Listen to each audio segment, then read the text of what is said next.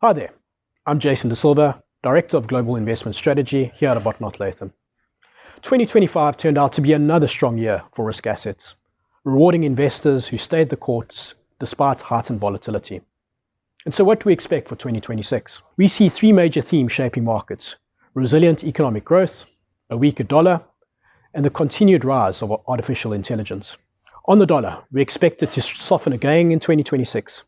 It's been exceptionally strong for a number of years and currently sits at multi-decade high valuations. And at the same time, global growth is becoming more balanced. It's no longer the US just powering ahead. The rest of the world is accelerating as well, helped by fiscal spending, higher commodity prices, and strong AI-related exports. And when the dollar weakens, non-US assets, especially emerging markets, tend to outperform.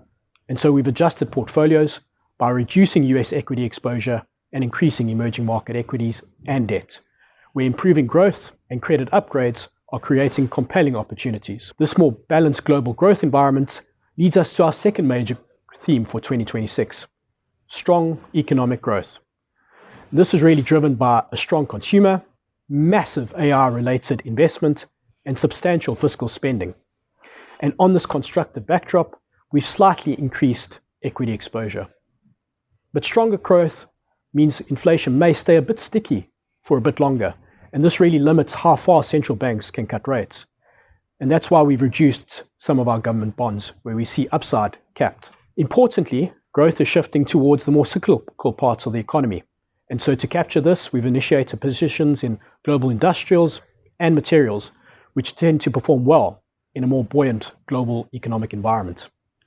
And that leads us, of course, to the last theme, artificial intelligence, which remains a powerful force across markets. Semiconductors continue to benefit from the huge investment in the space, and we've topped up exposure there. And although we've tripped US equities overall, we've kept our positions in the large cap US tech leaders, which are best positioned to benefit from the next leg up of the AI economy. And so while we are constructive on the backdrop for global risk assets, we'll not overlook the market risks. If AI spending slows because returns disappoint, that could trigger a market shakeout. And equity valuations remain elevated, meaning if there's any earnings hiccup, this may be a headwind for returns. And so while we've added selective equity risk, we've increased diversification through hedge funds and catastrophe bonds, which provide downside protection and have low correlation across broader markets. And so to sum up, we enter 2026 with a strong global backdrop and exciting opportunities across markets, but also with a healthy respect for the risks ahead.